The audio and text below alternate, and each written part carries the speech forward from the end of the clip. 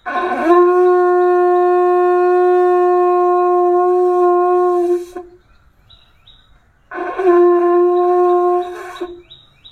Shivaya Namah Swaha. Om Haraya Namah Swaha. Om Mahadevaya Namah Swaha. Om Mahayogaya Namah Swaha. Om Mahabalayogaya Namah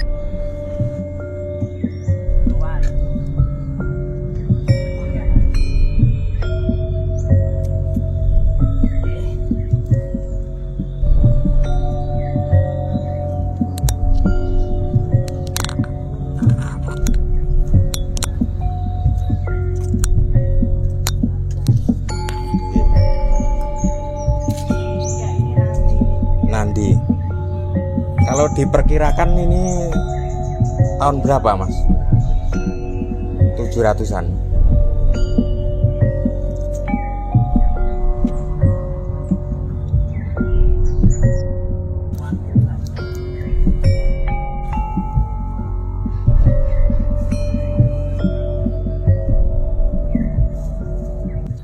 Salam budaya, rahayu, Mas. Rahayu. Om Swastiastu. Om Swastiastu. Saya ditemani sahabat saya datang jauh-jauh dari Jakarta dan berkesempatan berkunjung ke salah satu situs Wonototo, tepatnya di Desa Bangsalan, Kecamatan Sampit, Kabupaten Ponorogo. Nah, dan saya itu kenalnya awalnya itu nonton Masnya ini podcast di beberapa channel yang ada di YouTube ya, dan biasanya kalau di channelnya channel itu biasa dipanggil Pak Mangku ya, tapi karena ini Mas Teguh ini orang Jawa, kalau di Jawa itu biasanya dipanggil Wasi atau apa, Mas ini? Ya, Om. Rahayu. Ya, Rahayu. Jadi sebetulnya kalau saya pribadi, kalau secara pergaulan mau dipanggil siapa aja enggak masalah. Cumanya ya sesuai dengan ini ya. Pakemnya kalau kita memberikan pelayanan di pura, puranya orang Bali ya kita dipanggil Pak Jero Mangku. Ya, kalau kita di candi-candi orang Jawa atau di pepunden, biasa kalau di Jawa itu disebut dengan wasi atau jero wasi gitu ya. Iya, Jawa ya. Iya, kalau di Jawa Barat bisa juga jaro ya. Jadi sebetulnya nggak masalah. Jadi kalau wasi itu sendiri tugasnya kalau zaman dulu yaitu memberikan pelayanan doa. Jadi misalkan orang ingin sembahyang, punya hajat, yang membacakan doa itu, atau kalau istilah Jawanya di sini yang ngujubno atau yang ngajat nih lah, seperti itulah. Jadi intinya tidak masalah apapun panggilannya ya, sesuai dengan Desa Kalapatra ya. Kalau saya pribadi, di mana bumi dipijak, disitulah langit dijunjung. Mas, mengenai situs yang ada di Wonototo ini, Mas, ini jenisnya dari Hindu atau Buddha, Mas? Jadi gini, kalau zaman dulu itu di Jawa ya sekitar tahun 700 kan masuk Mataram ya. Kalau di sini kan dulu wilayahnya Mataram ya. Itu agama orang Jawa itu kan Siwa Buddha. Jadi sebetulnya percampuran antara Siwa dan Buddha. Jadi dari Raja Sanjaya yang Hindu sama Sailendra. Makanya kadang-kadang di candi-candi Jawa itu kadang ada patungnya Ganesha, Siwa, dan itu Hindu. Tapi atasnya kadang-kadang ada stupa. Ada stupanya. Tidak masalah. Tapi kalau di sini, kalau dilihat dari jenis patung, murti utamanya ini Dewa Siwa. Jadi ini adalah Siwa karena Siwa itu rambutnya digelung atasnya, namanya Juta Jara ya. Juta Jara. Terus ada di depannya Nandi. Nandi itu adalah kendaraannya Dewa Siwa. Jadi ini bukan Durga yang seperti yang dikatakan di medsos-medsos itu Durga. Kalau Durga itu kendaraannya singa atau Sirawali. Jadi Durga itu sebetulnya pendampingnya Siwa. Ya, Siwa itu sendiri artinya sang pemilik jiwa. Jadi simbol dari Tuhan yang memiliki jiwa itu sendiri. Ya, jadi sebetulnya kalau dalam konsep Trimurti itu Brahma, Wisnu, Siwa. Brahma itu saat Tuhan menciptakan ya. Siwa saat Tuhan mendaur ulang, Wisnu saat Tuhan mengatur. Sebetulnya Brahma, Wisnu, Siwa itu adalah satu ya. Nah, seperti ini Mas Pur kalau sebagai pemain bola namanya ya atlet ya. Kalau sebagai pembuat konten namanya YouTuber ya. Kalau sebagai seorang pegawai ya dia seorang karyawan. Sebetulnya Mas Purnya satu. Jadi orang sering salah mengartikan bahwa Hindu itu Tuhannya banyak, enggak sebetulnya. Terus kenapa kok kita di depan patung? Kita bukan menyembah patung, tapi ini adalah simbol-simbol dari Tuhan. Jadi kita untuk lebih memfokuskan konsentrasi, sama kayak kita menghormati negara, disimbolkan dengan bendera. Bukan benderanya yang kita sembah, tapi makna eksistensi dari bendera itu. Jadi intinya kita juga tetap menyembah Tuhan yang Maha Esa sebagai sang pemilik jiwa. Jadi kita itu suatu saat akan manunggaling kaulo Gusti, kembali kepada Tuhan apapun agamanya. Jadi kita kalau datang ke kuil Siwa atau candi Siwa itu tujuannya itu memuliakan Tuhan sebagai sang pemilik jiwa, dan kita harus sadar suatu saat jiwa kita kembali kepada Tuhan. Nah, kebetulan besok itu adalah malam Siwarati. Nah, di seluruh candi-candi Siwa di Nusantara, termasuk di Prambanan, besok itu ada sembahyangan, ada tirakatan untuk memohon berkah dan mengurangi atau menetralisir dosa-dosa kita, dan kita kedepannya akan lebih baik untuk melakukan perbuatan yang lebih mulia. Seperti ini kok kebanyakan di pinggir kali itu, Mas? Minta penjelasannya. Jadi gini, namanya tempat sembahyang orang zaman dulu itu kan ya kita tetap menyembah Tuhan ya, tetap Tuhan yang Maha Esa. Tapi zaman-zaman dulu itu terus Tuhan itu tempatnya di mana? Ada bilang yang di atas ya, ada yang simbol-simbolnya itu bagaimana biasanya? Satu, dia menghadap ke matahari, ke timur ya, karena simbol dari energi ya. Yang kedua menghadap ke gunung, karena gunung itu kebanyakan menghadap ke matahari dan ke gunung. Ke gunung. Terus ketiga ke laut atau ke sungai. Ya, karena sungai itu adalah sumber kehidupan, makanya seluruh persembahyangan pasti ada unsur air. Air, terus unsur api, dupa ya. Maha Pancabuta itu kan unsur-unsur tanah yang padat, bunga, terus unsur ini apa namanya? Angin ya, angin seperti si asap ini.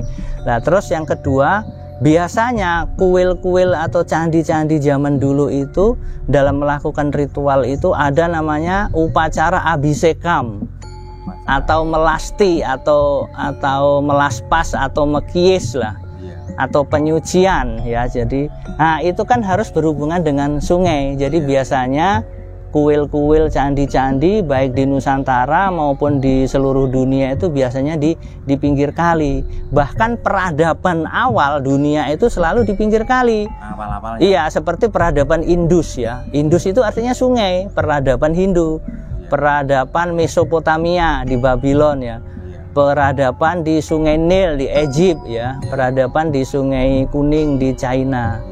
Ataupun di Jawa sekarang peradaban yang terlama di mana? Di Sungai Bengawan Solo, di Sangiran, di Trinil, Mojokerto. Jadi memang kita itu orang zaman purba itu sudah mempunyai dia penalaran bahwa kita itu kalau membuat tempat sembahyangan itu harus idealnya harus di dekat sungai tadi, atau laut atau gunung, atau menghadap ke matahari.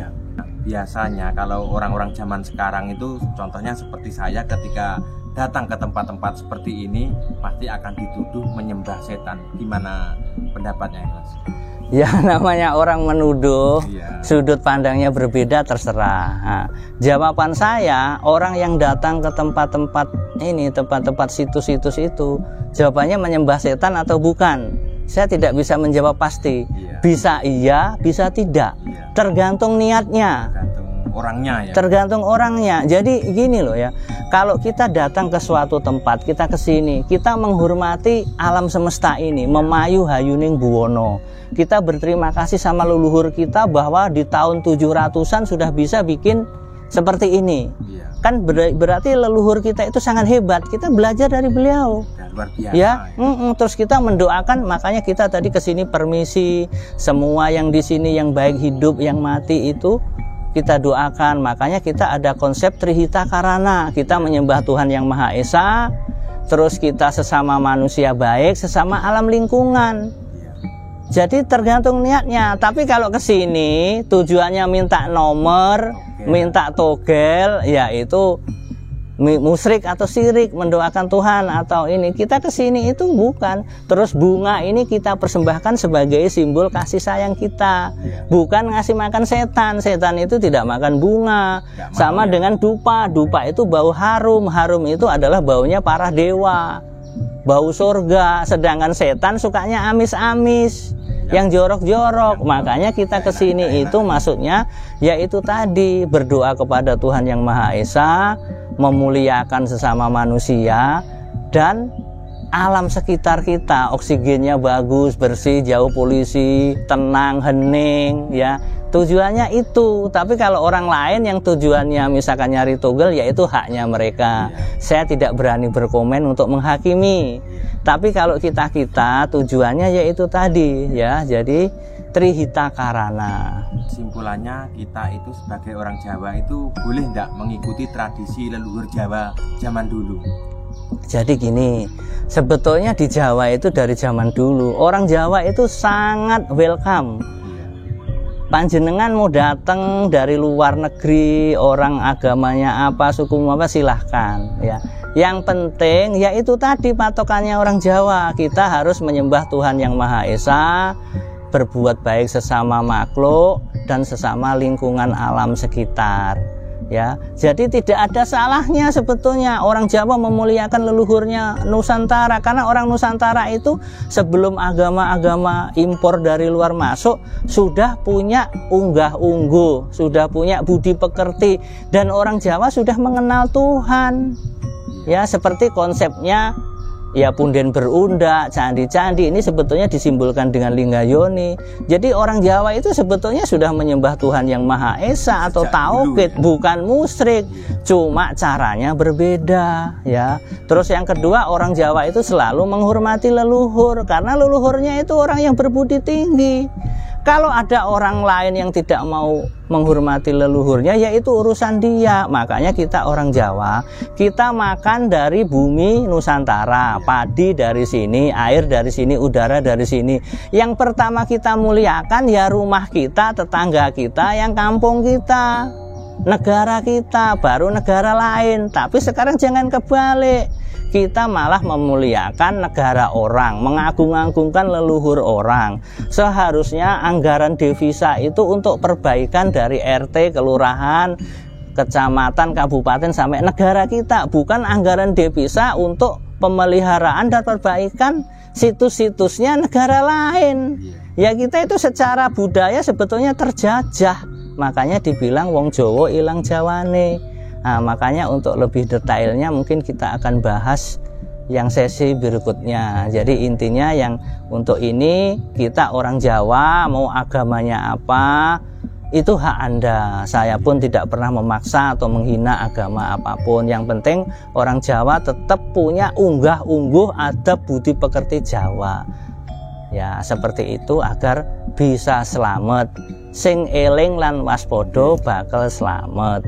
Oke, semoga rahayu dan ayam tentrem semuanya. Oke, terima kasih ya Mas. Oke, mohon maaf kalau ada kesalahan dan kata-kata yang menyinggung hati panjenengan dan menyinggung pemirsa. Saya bukannya sok menggurui panjenengan, panjenengan luwih pinter dari saya, ya kita hanya sharing ya untuk tali silaturahmi dan persahabatan mawon. Nggih, rahayu. Matur suwun, Lur. Nggih, matur suwun.